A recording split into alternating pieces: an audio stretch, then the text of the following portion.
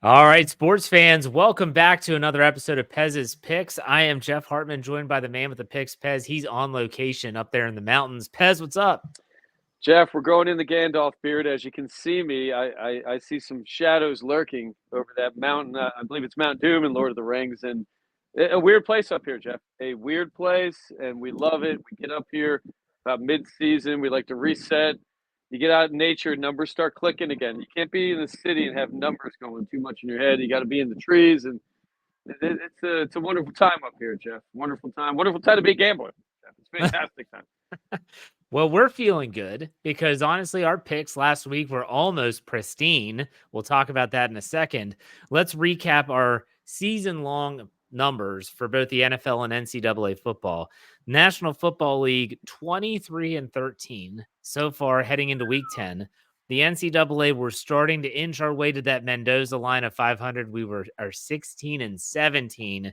So pretty good. Last week, the NFL, we were 2-1. NCAA 2-0. Let's start with the NCAA. And before we even talk about last week's winners, do you start to feel that you're figuring things out? The algorithm's starting to kind of make sense. How are you feeling about NCAA as we get closer to 500? In the tweak we pointed out with this, Jeff, or the tweak we're going to point out with our algorithm in college, I think we're overemphasizing things that we look at in the NFL. Quarterback play is not going to be as consistent. You're going to have quarterbacks that are, top five that are going to have bad games, and you rarely see that in the NFL as much as we're seeing. Coaching, I think that matters a lot in college, but I think we gotta stick to teams that we kind of know what we're dealing with. We stick to games that are very important, and one of those things isn't always betting top 20 teams. When you're betting teams that are around 500, and I had a little taste of this in Division III soccer. When you think you're going to make the NCAA tournament, you get like a week off from school. You get extra meal money, and God knows what they get in D1 football now. They probably get Rolex or something. So to make that bowl game, you're taking a trip to New Orleans or wherever the hell they're going, Hawaii, wherever their game is, and that's something I think is a little bit bigger carrot than maybe even for these top 20 teams, top 12 teams, and so we're looking at teams like that are scrappy, trying to prove something, and it's a little bit different motivation in college, but still a minefield, Jeff. These guys are still, walking around a world where, doing bong hits before class is legal, Jeff, in a lot of states. So your roommate's pulling bong hits. You got a big game in 2 days. How are you concentrating, Jeff? So I caution everybody, let's pump the brakes on college. There's a better investment in pro, but you can still do it right if you look at the college. And Penn State, Jeff, we bet against them again. I'm a Philly guy, but Penn State annoys me. They are overrated every year, Jeff. I mean, every year. I don't know why the line was this situation. The quarterback, and again, I mean, Ohio State's quarterback threw a pick six to start the game, but in the end, the better quarterback won, the better defense won. And Penn State to me just smells fraud a lot. They're a little bit better team. Their coach has never beaten anybody, Jeff. I don't know why.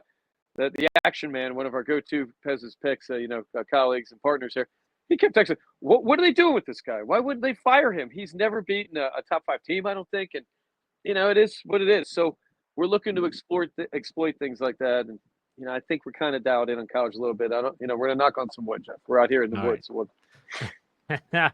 So last week, played 2 games, 2 winners. We took the Ohio State Buckeyes at noon in Penn State at Happy Valley. They were giving points and they covered. And then we also took Vanderbilt, was getting 7, and they beat Auburn outright. And so those are 2 wins that had us feeling really, really good. Any other thoughts on those games last week? Vandy's a great example, Jeff, of this, I don't want to say second tier team because I didn't catch it this week, but they're probably ranked, right? So maybe the second 12 best teams, they got something to prove. Their coach, he outcoached that team.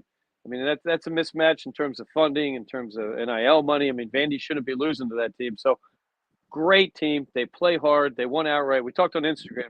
We thought they were going to win outright, but we took the points just to be conservative. I hope people took, I think it was 5-1 if you took them outright, or 3-1. So great win, and kind of teams we're looking for. Indiana, Nebraska, those types of teams, a little scrappier, but you got to be careful because everything's a minefield in college. It's something to think about when you're wagering on college sports. Right. So 2-0, that's good. And like I said, we're getting close to 500. What are your plays for this week? What are you thinking?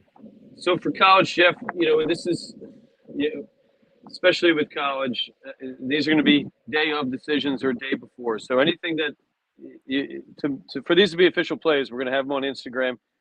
They're all Saturday games, so we got a little bit of time here. First game we love is Iowa State over Kansas. Iowa State at Kansas laying 3. At 7-1 Iowa State. The data, I mean, it just screams to take Iowa State. And my colleagues would tell me, but the line says to take Kansas. I mean, you got a 2-6 team only getting 3 against a 7-1 team. But we're just going to stick with what are proven winners, Jeff. 7 wins tells me you're a good team. You're well coached. I love Iowa State in this situation. As long as injuries hold up and that team's healthy, we're going to be all over that game. Saturday, 3:30 p.m., Iowa State. Kind of a must-win game, right? If they want to stay in the hunt for top 12. And, for Kansas, I don't know. I don't know what their motivation is. They're not making a bowl at 2-6. So love Iowa State in this situation. Okay, and you mentioned, I forgot to say this, you mentioned the Instagram feed, Twitter handle, all the same, at Pez's Picks. That's where you get the latest plays. Some of these are leans. Remember the difference, folks. So don't come chirping at Pez's Picks if you listened on Thursday morning for a podcast and then the lean changed because the line changed. Check us out on Instagram and on Twitter at Pez's Picks. What else you got for us in college, Pez? That's a good point, Jeff, because, injury reports are fishy in college. I mean, sometimes we don't find out if someone's playing till day of. I mean, last week we were betting against Penn State no matter what, but found out that morning quarterback was a definite go. And that's kind of why we pumped the brakes a little bit in terms of putting the plays out a few days early. Out of all the games we talk about this week, the Thursday night NFL game, that's a lock. We're taking that one. Everything else, look for Instagram day of or day before. Yeah. Next game, in this same kind of thought, Jeff, we're taking Georgia. I don't see why we wouldn't. Trying to pull up the line here, Jeff. 1 sec. Georgia, I mean, the only thing about these 3 college plays we don't like, we're taking 3 road teams, but it is what it is. So Georgia laid 2.5 to Ole Miss. Both teams are good, but I think anytime you get a situation where you can take Georgia, where you're only laying 2-3 points tops, I mean, I love it. I mean, there is some injury concern with Georgia right now, so we're gonna keep an eye on that. I think their team, position to position, Jeff, is a better team.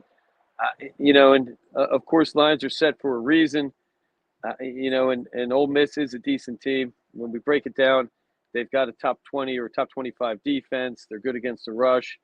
But, when you look at the talent on this team, I think Carson Beck is better than 17 touchdowns, 11 turnovers, 11 interception quarterback.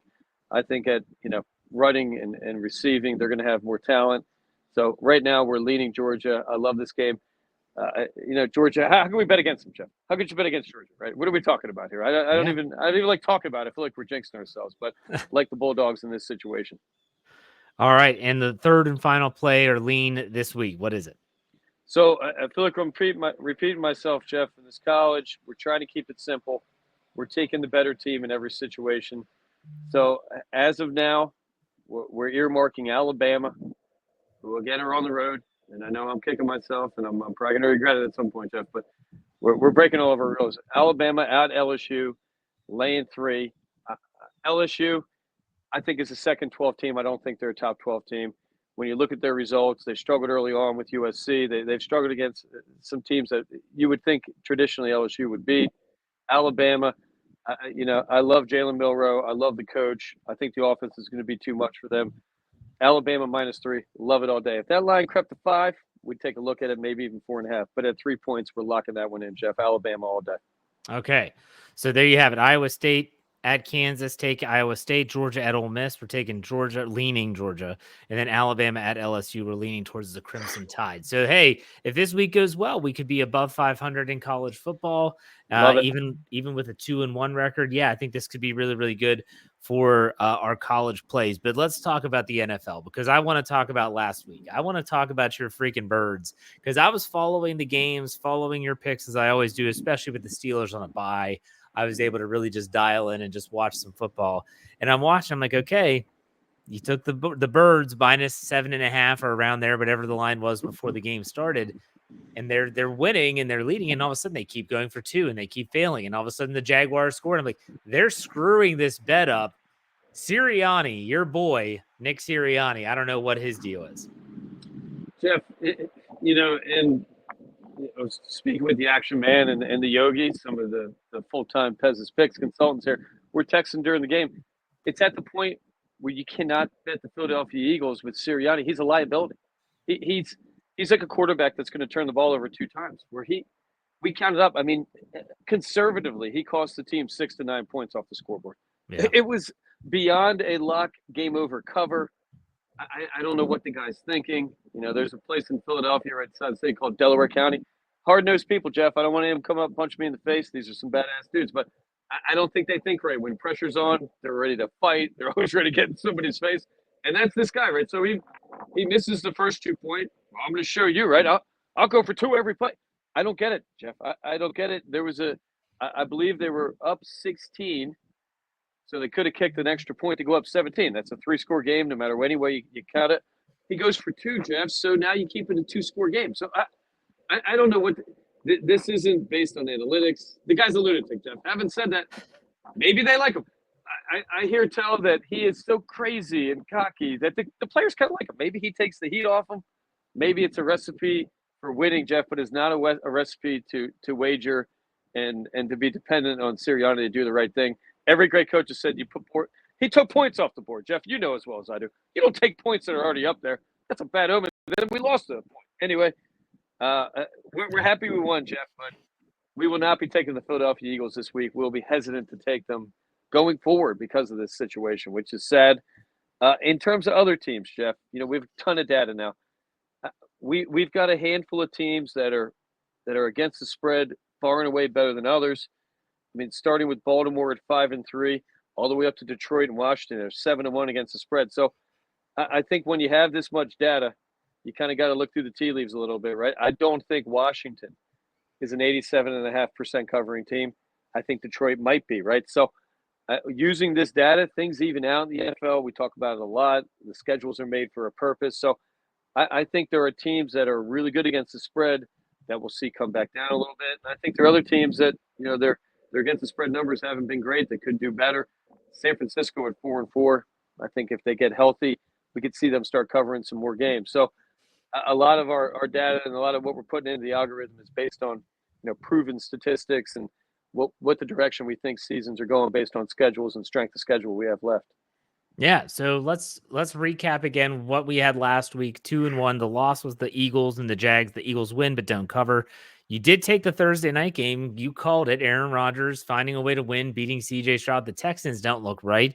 The Jets win, and the Houston Texans, and we get that one right. What was your third play from last week, though? So we had the Ravens over Denver. Okay. That was a mirror image of what the Eagles should have been. I mean, the offense could have pretty much done whatever they wanted with Baltimore. Exactly, yeah. They just lit it up, and Denver doesn't score. I mean, basically a point for 3/4 of the game. They couldn't move the ball, and the Eagles had the same thing going. I think statistically, the Eagles were even more dominant, but they didn't put the points on the board, which is the name of the game. So, I think Denver. I think teams that run the ball and defend the run are teams that you should invest in. I think the run game and the defensive game is back being predominant this year, and it is what it is. I mean, it's just a new theme that we're looking at. You look at Pittsburgh, you look at Detroit. I mean, they can do everything. They're like Baltimore. They can run it and throw it. Plus, they're defending even without Hutchinson, which surprises me. So we're going to lean on those teams going forward. Now, before we get to the picks, do you keep tabs on the trade deadline, which took place on Tuesday, and how that might impact teams? For instance, you brought up the Hutchinson injury, and Detroit trades with the Cleveland Browns for Zadarius Smith, getting them some pass rush help. You have the Steelers making 2 trades. They bring in Mike Williams for a depth piece at wide receiver. They also signed Preston Smith from the Green Bay Packers as another pass rusher. Not that they needed pass rush help, but it gives them depth. Does that move the needle at all? Do you put that into the algorithm at all? Absolutely, Jeff. DeAndre Hopkins. I mean, we saw it with Mahomes this week. Guy's got hands of gold, right? It might be a step slower, but was he triple covered on that one catch? And when you got a guy that catches, my son knows this. My dad told him he played football for the Navy about 100 years ago. But if my dad always said, if the ball hits your hands, you should catch it, right? So yes. DeAndre Hopkins, that's a guarantee. Some of these other dudes in the league, I think of Mike Williams, that's a guarantee. Guy's slow, but Russell knows he's gonna cut where the route says to make a cut, and the ball's going to be on pace and it's going to be on time, and he'll be there and he'll catch it. So, I love when teams tweak it a little bit. Teams that are good that get a little better, I mean, could push them over the top. I love that, and that says to the locker room and the rest of the team, two things. Number one, your job's on the line, right? I mean, we're really good, but hey, if you're half-assed out there, we'll make a deal. We'll replace you. And it says to the team, we're here to win. This is it. We're motivated. We're going all in. And the Jets, a little bit of that too. Maybe we're going to see. They have the easiest strength of schedule left. I mean, and Devontae, I mean, maybe he's back, right? So we'll see if that connection keeps going. All right, so let's talk about plays this week. You said for sure you're taking the Thursday night game. That is the Cincinnati Bengals at the Baltimore Ravens.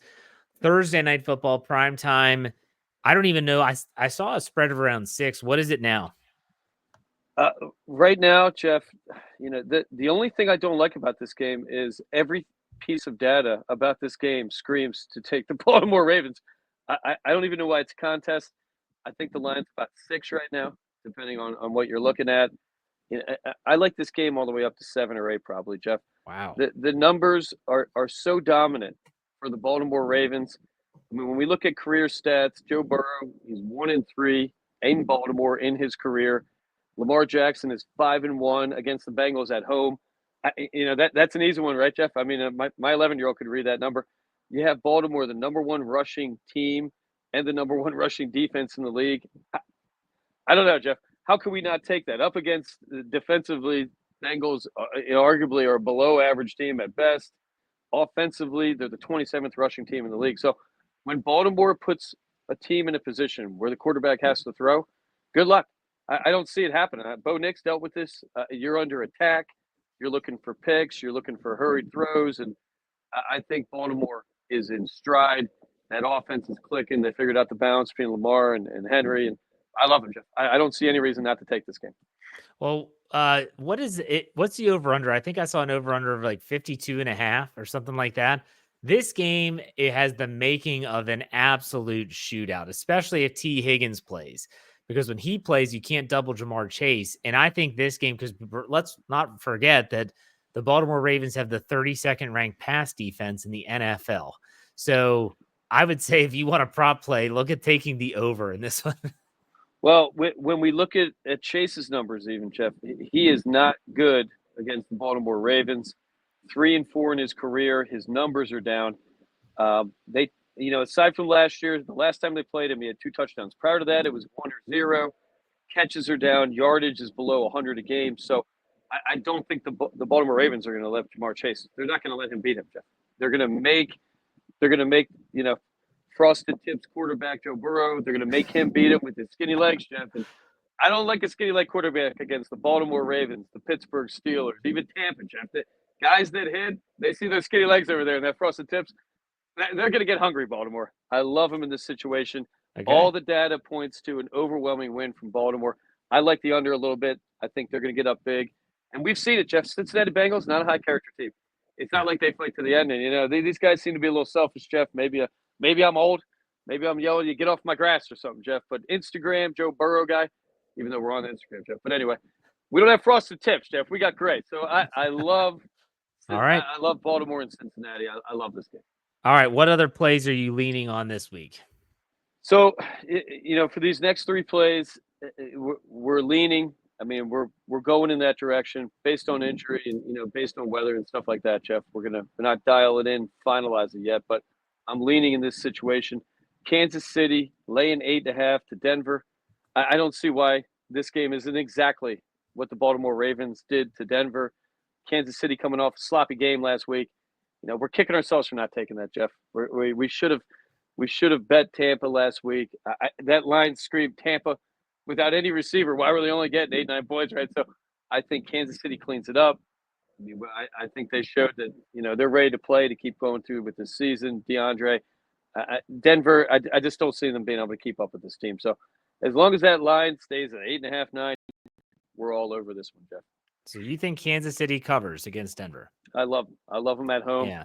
A weird weather game too. It's going to be hot. It could be rainy, and I think Denver, I think they've overachieved. I think their schedule 12-29, I believe the record is the teams that Denver has beaten, Jeff. 12 wins to 29 losses. They have not beat a winning team this season. I think they're an inflated team. I think Bo Nix is a rookie quarterback and undersized.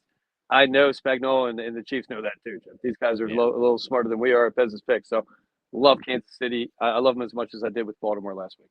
All right, fair enough. I think Denver got exposed a little bit last week. What's another play for you? So, Pittsburgh Steelers, a lot of what we're talking about, Jeff, similar team to Kansas City and Baltimore. They run the ball, they stop the run. I don't know why we wouldn't take them, Jeff. The pace of play that the Pittsburgh Steelers are playing and controlling of the clock in the game and their cover rate right now, which I believe is at 6-3 right now, Jeff, which is phenomenal. The turnovers that they create, and I believe we wrote it down, Jeff, but I'm going to struggle to find it. Mike Tomlin, just like Andy Reid, coming off a bye, the same exact numbers in win rate for Mike Tomlin against rookie quarterbacks in 17 seasons. He's 24-6 against rookie quarterbacks, Jeff. 800 winning percentage. Forget about it. I mean, that alone, and 2 of those losses came last year. One was against that fraud Cleveland team and that fraud quarterback, whatever the hell happened. Dorian Thompson Robinson. So we're not counting that one. So he did lose C.J. Stroud. Yep. C.J. Stroud. I mean, that's our guy, Jeff. You know that we love that guy. I mean, we might get a Stroud jersey, even though I don't wear jerseys. But aside from Stroud beating him, I don't think that this bodes well for the Washington Redskins. That quarterback's still a little bit banged up. He's got a rib injury. I know that hurts when you throw, Jeff. So I love Pittsburgh in this situation. And I think we're getting them at a bargain. Right now, that we're laying 3 on the road. I love them. I love them all day. Washington giving 3 points. Now, this is interesting because obviously Washington giving 3, yeah. Yeah. Well, what's interesting about this as a Steeler fan, I obviously pay close attention to this. That line opened at about 1 and 1.5. And then throughout the week, and this is only Thursday, it has inched its way up to 3. I don't get it. The Steelers are getting healthy. They make trades at the deadline. I know the Commanders are a much better team. But still, for the Steelers to be getting 3 points on the road in this game seems like a little bit of a slap in the face for a 6-2 team coming off of a 3-game winning streak heading into their bye week. I don't know. What do you think? Well, in the book I'm looking at right now, Jeff, 72% of the money's coming in on the Redskins. So that screams to me to take Pittsburgh Steelers. 72% of the time, people bet 72% of the time they lose, right, Jeff? I just made that stat up. It sounded like something from Anchor, man. It works 80% of the time, 90% of the time. But that's right. But you can't tell me that the Pittsburgh Steelers are a more complete and better team than the Washington Redskins. Redskins, some good results. Quarterbacks played well. I mean, Daniels right now, 9 touchdowns and 2 picks. I think we're seeing picks this week. I think we're seeing the power of the Pittsburgh Steelers. And frankly, that the AFC against the NFC East, generally the AFC East teams, especially Baltimore and Pittsburgh, they overpower us. So I love them in this situation. We've got the 9th rated defense and the 4th rated rush defense. And I don't think Washington's going to be able to have their way with moving the ball like they have against some teams. And they did change the name to the Commanders, just so you're aware. But anyways, it's tough to get over picturing those Redskins, Jeff. And I had some great times betting them and playing them at Tecmo Bowl. They were a Tecmo Bowl dominant team. They had a run team. I think it was John Riggins, Jeff. Couldn't tackle that guy in Tecmo Bowl. Apologize, Washington, to the Commanders. All right. What's your last play or lean for the NFL? In this one too, Jeff, the line puzzles me a little bit. Detroit laying 3.5 on the road in Houston. We talked about it last week. I was going to take Houston. I was going to take Detroit. My wife got on me all day, Jeff. Why do you take Detroit? Pouring rain. Jared Goff proved even more about himself last week. Yeah. That game was, I don't know what the hell. It was a monsoon in Green Bay. He came out. That team lit it up. It was like a sunny day or something in the dome. As you said earlier, Jeff, Houston, they're leaking oil. I mean, a lot of injury concerns. I'm not sure if they're going to be able to figure out the hole at wide receiver. Diggs being gone, I think, is a significant hit. And I think Detroit, defensively and offensively, a better team. I love the coach. I mean, both coaches are good, but we love this coach. So a decent defense in Houston, but I think Detroit figures it out. And, I think at the end of the day, we're going to have to go with Detroit laying the 3.5 on the road. So to recap, the only pick for sure is Baltimore to beat Cincinnati at M&T Bank Stadium on Thursday Night Football. The other leans, KC spotting 8.5 over the Denver Broncos at home. Take Kansas City. Pittsburgh on the road against the Commanders. The Commanders are giving 3. Take Pittsburgh getting points. And then Detroit giving 3.5 to Houston on the road. Doesn't matter. Take the Detroit Lions. Let's also not forget that CJ Stroud was a little banged up on Thursday night against the Jets. So keep that in mind as well. But Pez, this looks like a decent slate. You excited for this weekend? What are your final thoughts? That's the problem, Jeff. We're taking a lot of road teams, and everything looks easy. So we're going to really double check. We're going to really punch the numbers, but I'm excited about it. We're starting to look at basketball, Jeff. Early betting on basketball is ridiculous, Jeff. But the NBA, we're following it. We're waiting to collect some more data. We might have some plays coming out in the next week or two. We were accosted, Jeff. I don't know if you saw. I was accosted by a young lady whose boyfriend he called me a loser, Jeff, because we went 4-1 and our Eagles play cost him his 9-game parlay. So why do we hate parlays? People ask us this question a lot, Jeff. Parlays reduce your chances of winning. You go from a 50-50 percentage, Jeff, to God knows what percentage. Yeah. A 9-team parlay means you're flipping a coin 9 times and you're hitting heads or tails 9 straight. It's ridiculous, Jeff. It's why they got LeBron on there advertising parlays. I don't know how it's legal, Jeff. Gambling was an underground thing. Now all the pregame guys, they're giving you their parlay. Charles Barkley's putting parlays in, and we're paying them to do it, Jeff. This is unfair to the honest bookies of the old days, Jeff. We encourage people to make straight bets. We wanted the gambler to not get killed. They're just robbing money. So we're going to continue looking to bump into fans out there, and maybe that young lady, Jeff. Maybe we'll bump into her again. Talk to her about her boyfriend. Maybe she needs a new boyfriend, Jeff. You got to have a smart boyfriend in life to be happy. You can't be, smoking cigs out standing on the corner. You got to punch the data, and that's what we hope for all the ladies out there. All right, good stuff as always, Pez. Enjoy your time up in the mountains, man. We'll talk next week. Enjoy the games. All right, later.